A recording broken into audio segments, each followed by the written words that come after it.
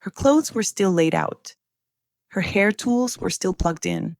Her car was found a mile from home, wiped clean of every fingerprint but one. And in nearly 20 years, no one has ever been arrested. This is the story of Jennifer Kesse, a young woman who vanished from a gated community in the middle of the night, leaving behind almost nothing except a single grainy piece of security footage that no one has ever been able to fully explain. It's January 2006 in Orlando, Florida.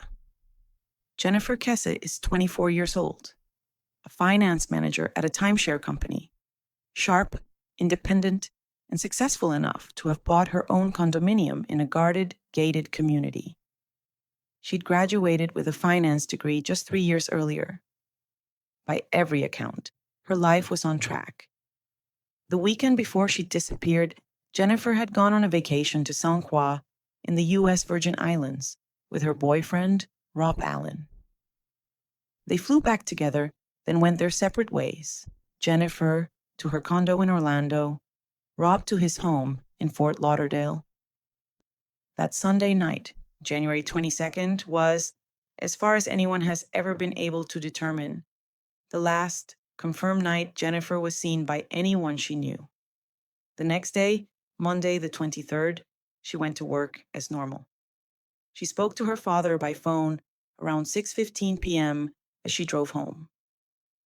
Later that night, around 10 p.m., she spoke to her boyfriend. Nothing about either call raised any concern. It's what didn't happen the next morning that changed everything. Jennifer had a habit. Every single workday, without fail, she would call or text Rob before she left for the office. On the morning of January 24th, that call never came. Rob tried reaching her. His calls went straight to voicemail. He assumed she was simply busy. She never showed up to work. When Jennifer didn't arrive and didn't answer calls, her co-workers contacted her parents, Drew and Joyce Kesse.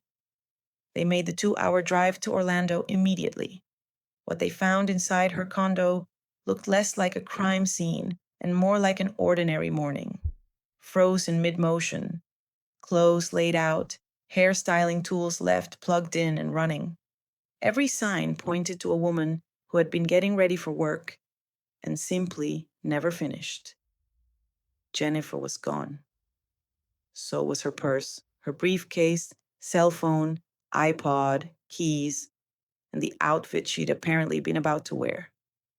Her parents convinced investigators almost immediately that this wasn't a woman who had left on her own. That evening, Orlando police opened a formal investigation. Then came the detail that would define this case for the next 2 decades.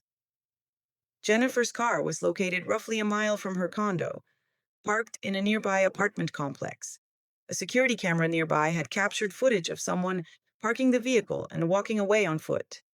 It should have been the break the case needed. It wasn't. The camera recorded in short, choppy bursts, just a few seconds at a time. And a chain-link fence ran directly across the frame. Between the poor image quality, the gaps in the recording, and the fence obstructing the view, investigators were never able to identify a single distinguishing feature of the person in that footage. Not a face, not even a reliable body type. 2 decades of technological advancement have been applied to that clip since, and it has still never produced an identification. A search dog was brought in and picked up Jennifer's scent, leading from the abandoned car back toward her own condo complex, suggesting whoever left the vehicle there may have doubled back on foot to where she'd originally disappeared from. No further physical trail was ever found. Forensic examiners went over the car itself and found only a single latent fingerprint and a small trace of DNA. Investigators concluded the vehicle had been deliberately wiped down. And yet, this wasn't a robbery. Nothing of value inside the car had been taken. Whoever did this wasn't interested in money. They were covering their tracks. Jennifer's cell phone was never powered on again after she vanished, so it could never be tracked. Her bank card has not been used, not once, in almost 20 years. Investigators looked closely at the people around her, as is standard in any disappearance. They first examined family and close friends. Nothing led anywhere. Attention eventually turned to something else entirely. Her condo complex was undergoing renovations at the time, with outside construction and maintenance crews regularly on site. Jennifer and other women in the building had reportedly described feeling uncomfortable around comments and encounters with some of these workers in the weeks prior. It became, and remains, one of the most persistent theories in the case, though it has never been confirmed or resulted in an arrest. The case triggered real consequences beyond Jennifer's own story. In 2008, the Florida legislature passed what became known as the Jennifer Kesse and Tiffany Sessions Missing Persons Act, changing how the state handles missing adult cases. In 2010, at the request of then Orlando Police Chief Val Demings, the FBI formally joined the investigation. In 2018, after years of frustration, Jennifer's parents filed suit against the Orlando Police Department simply to gain access to the files on their own daughter's case, and later described discovering that the lead detective assigned to it hadn't filed a single report in 12 years. For nearly 2 decades, the case sat cold. Then, in October 2025, everything shifted. Jennifer's father announced that the Florida Department of Law Enforcement had uncovered DNA evidence within case materials that had never previously been tested. Evidence that, according to the family, contradicted earlier claims from Orlando police that DNA had only ever been recovered from the steering wheel. Investigators told the family they had significantly narrowed their list of persons of interest. For the first time since 2006, Jennifer's case was officially no longer classified as cold. There are 2 theories that have followed this case the longest, and it's important to be precise about what they are. Theories, not conclusions. The first centers on someone with access to her complex during the renovation period, someone who may have already made her uncomfortable before she vanished.